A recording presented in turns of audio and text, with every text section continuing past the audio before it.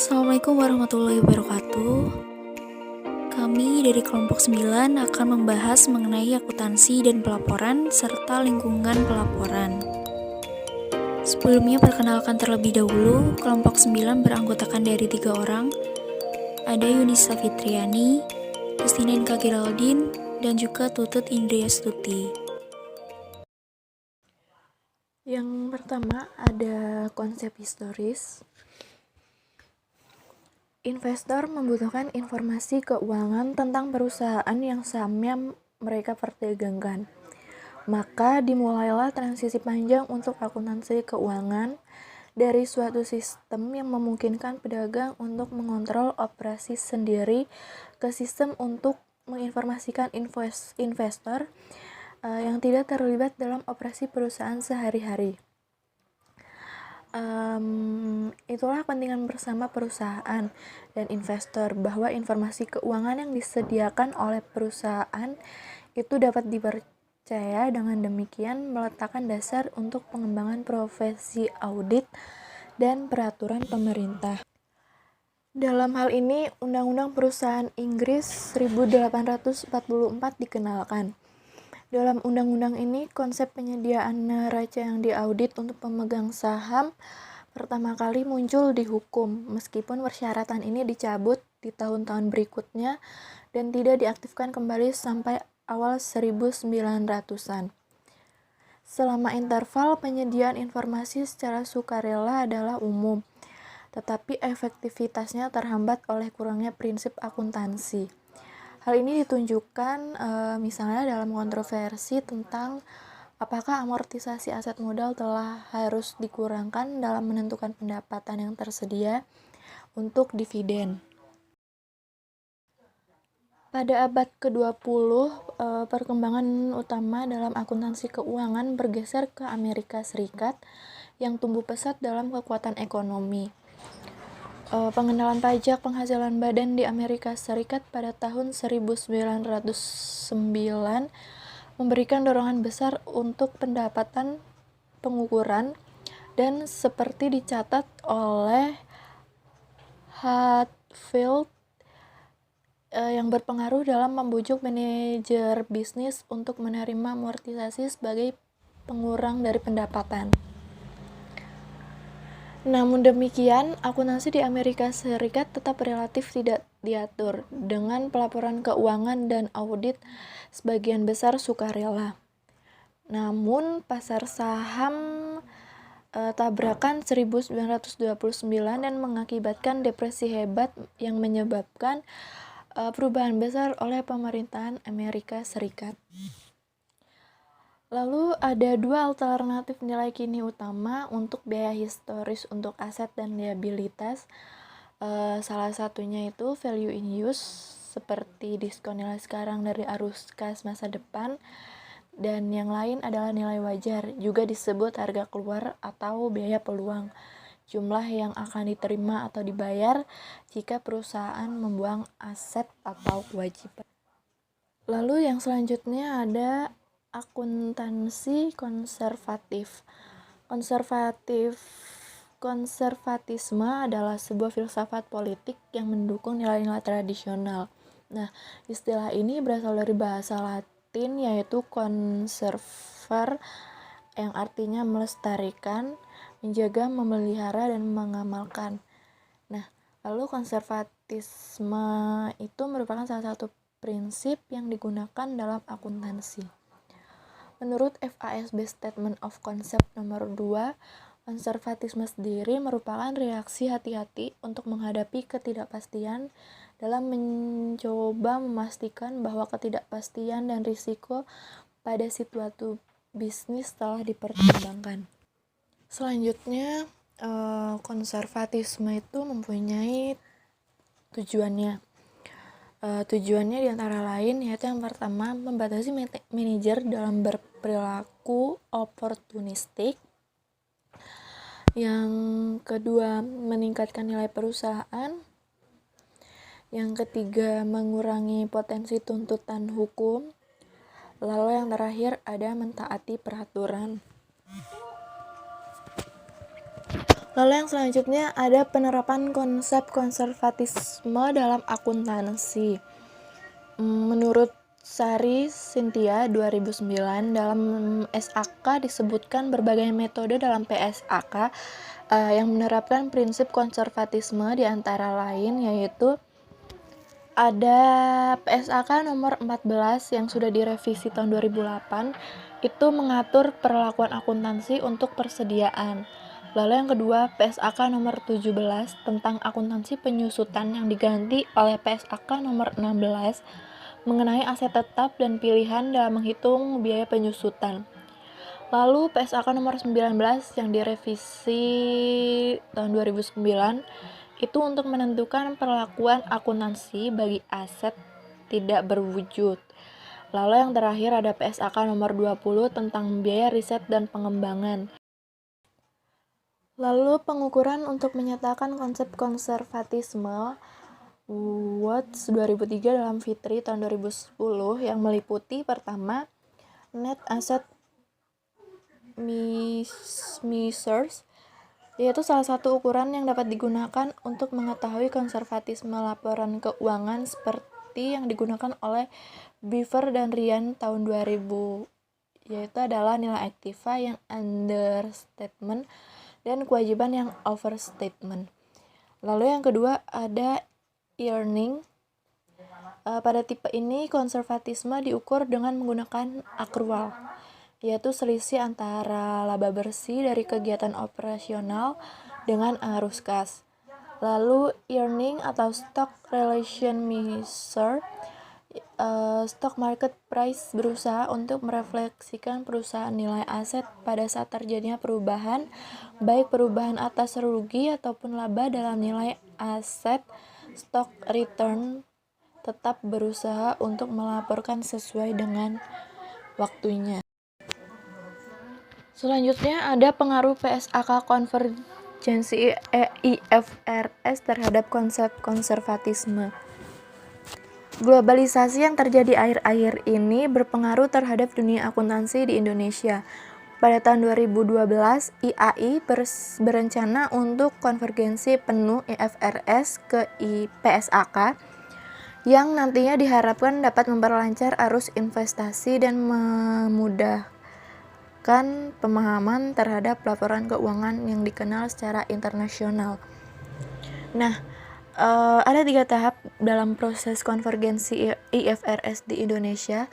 Yang pertama itu ada tahap adopsi, yaitu pada tahun 2008 sampai 2010.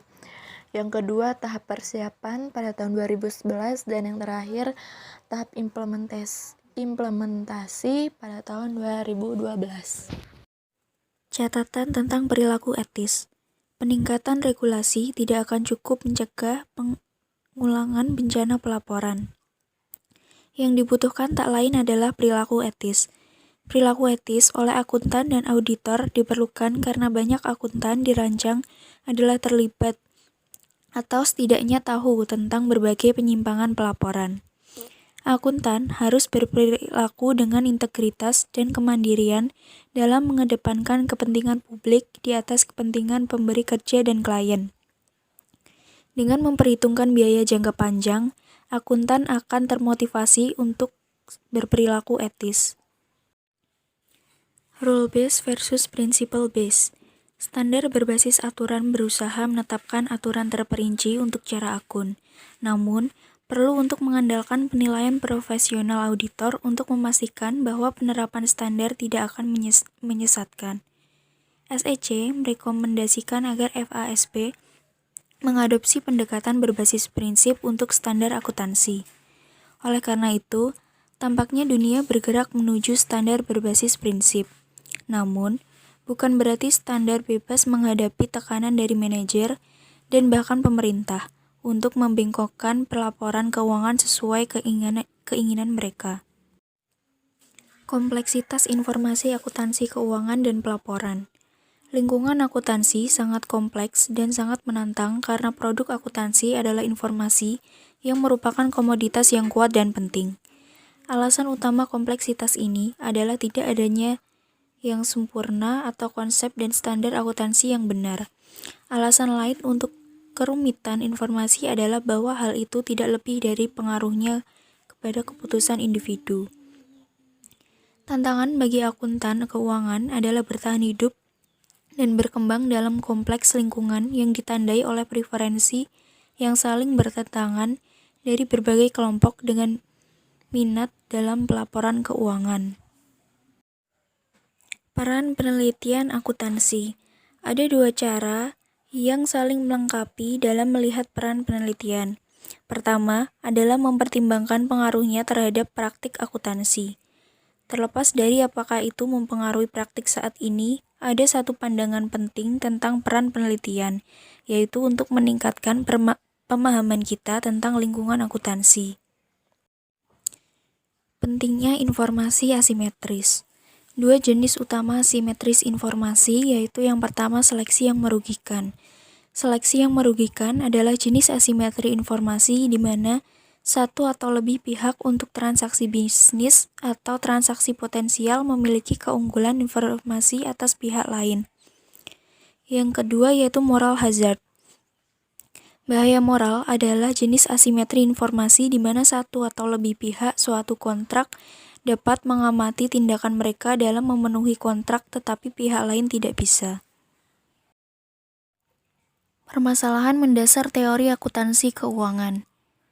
Masalah fundamental keuangan teori akuntansi adalah bagaimana merancang dan mengimplementasikan konsep dan standar yang terbaik serta menggabungkan peran investor yang memberi informasi dan menilai kinerja manajer untuk akuntansi informasi. Penghasilan komprehensif lain atau OCI adalah pendekatan lain untuk merekonsiliasi dua peran tersebut. OCI mencangkup keuntungan dan kerugian nilai kini yang belum direalisasi yang dihasilkan dari akuntansi nilai wajar untuk efek, penyesuaian terjemahan mata uang asing, perubahan dalam beberapa komponen biaya pensiun, dan beberapa barang lainnya. Relevansi teori dan praktik akuntansi keuangan. Teori relevan dengan praktik akuntansi dapat dicapai dengan dua cara utama. Pertama, berbagai teori dan penelitian yang mendasari akuntansi keuangan dijelaskan dalam bahasa yang sederhana dan relevansinya ditunjukkan dengan berbagai cara referensi untuk praktik akuntansi. Pendekatan kedua untuk menunjukkan relevansi adalah melalui masalah penugasan.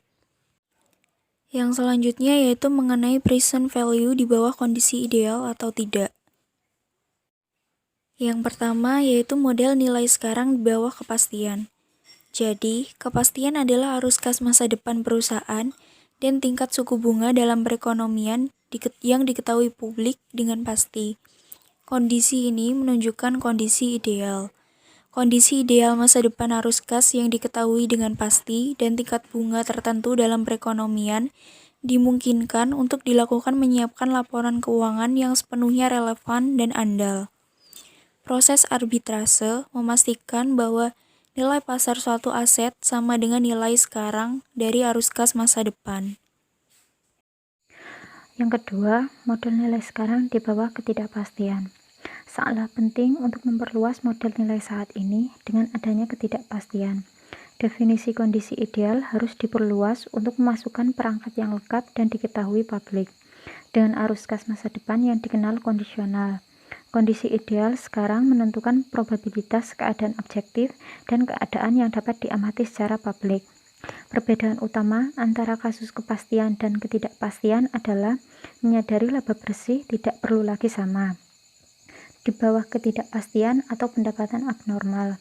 Namun demikian, laporan keuangan berdasarkan perkiraan nilai sekarang menjadi relevan dan dapat diandalkan karena didasarkan pada arus kas masa depan yang diharapkan. Reserve Recognition Accounting atau RRA.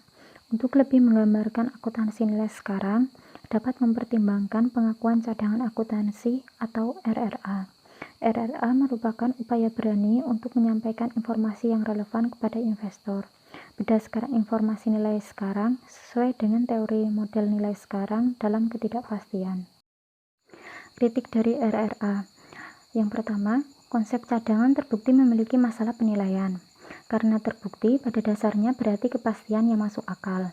dari pemulihan dalam kondisi ekonomi, operasi, dan peraturan saat ini.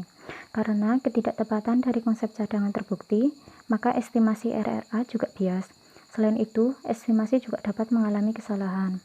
Yang kedua, konsisten dengan pertimbangan relevansi dan keandalan ini cenderung menganggap RRA sebagai reservasi dan kecurigaan. Meskipun jelas bahwa manajemen berhati-hati tentang RRA, ini tidak selalu berarti memberikan informasi yang berguna bagi investor.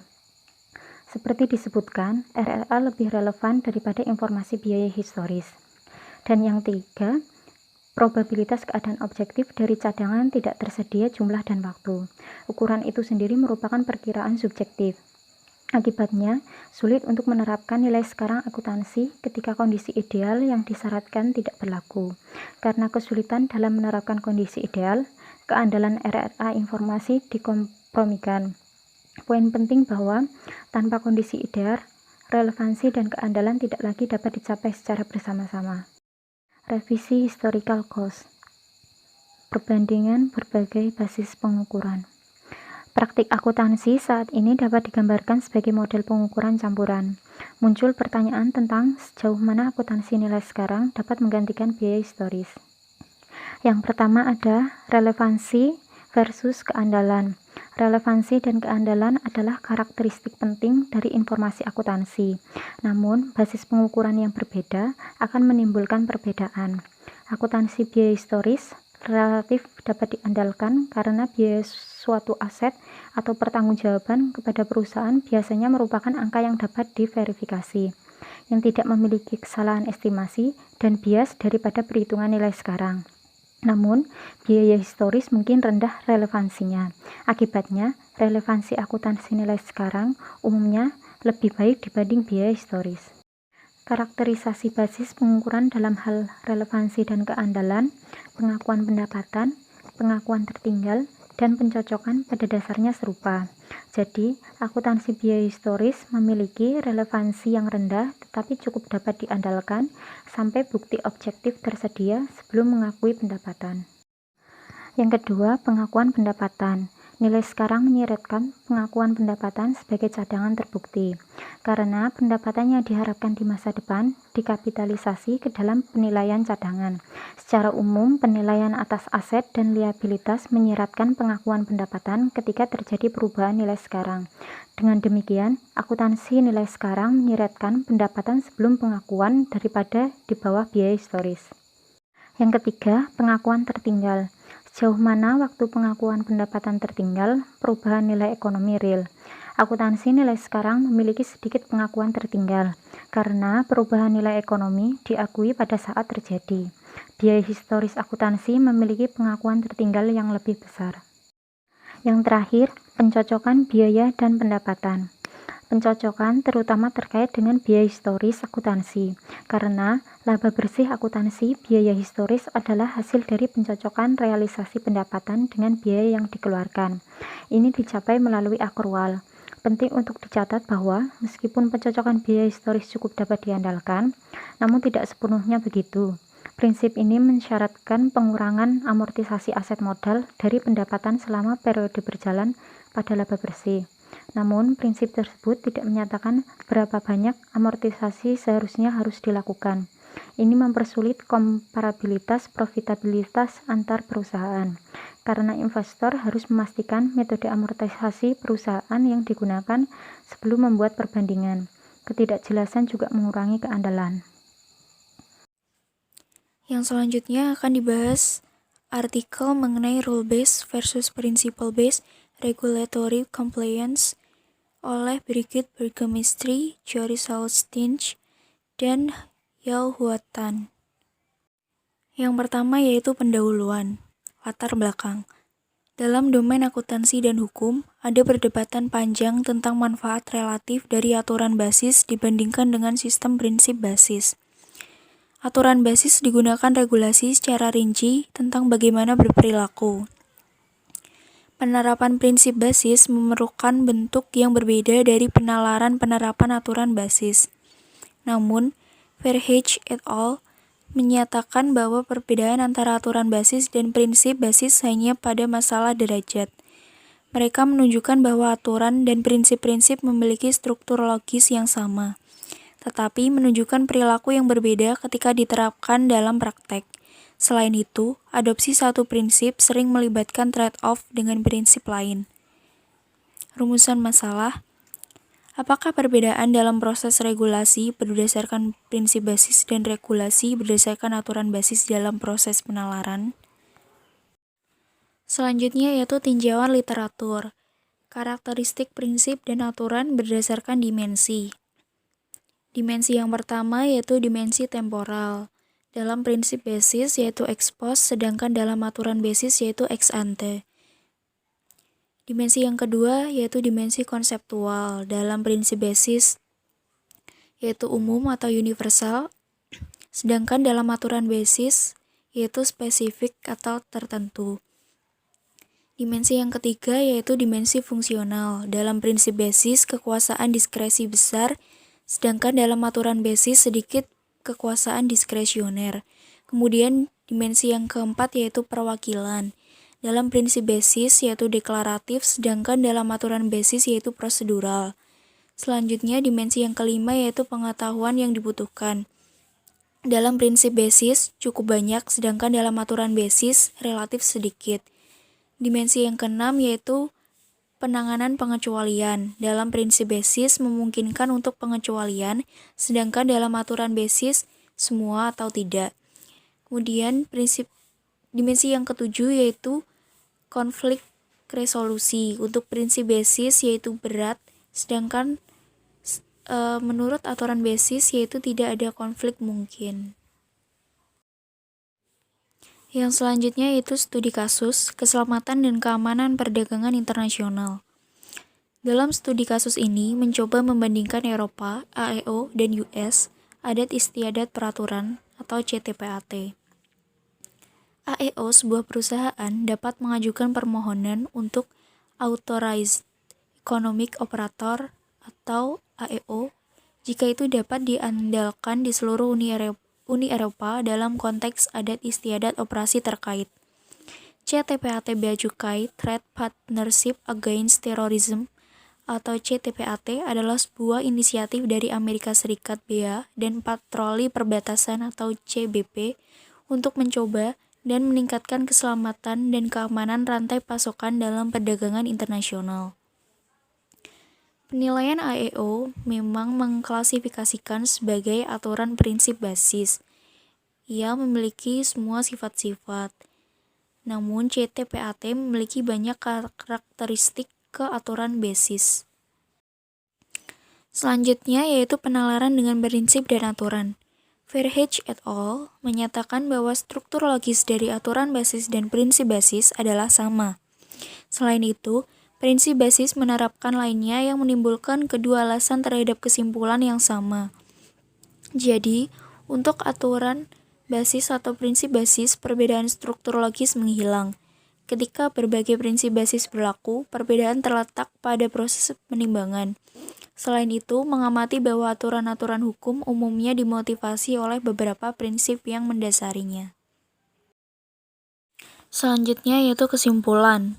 Perbedaan aktual antara aturan basis dan prinsip basis diperlakukan sebagai dimensi di mana seperangkat peraturan dapat dialokasi pada kontinum. Posisi ini bertepatan dengan posisi Verheij et al. Yang mengklaim bahwa tidak ada perbedaan dalam struktur logis. Dalam studi kasus penelitian ini, penelitian menunjukkan bahwa ada perbedaan yang jelas antara peraturan keselamatan dan keamanan dari Uni Eropa dan dari Amerika Serikat. Menggunakan dimensi, sistem regulasi ini memang dapat ditempatkan pada kontinum. AEO prinsip basis dan CTPAT sebagian besar aturan basis. Jadi, jawaban untuk pertanyaan penelitian ini tergantung pada tugas dan domain. Untuk tugas adopsi dan audit, perbedaan empiris dapat dijelaskan oleh kebutuhan untuk memilih dan menimbang prinsip yang relevan berdasarkan fakta yang relevan secara kontekstual.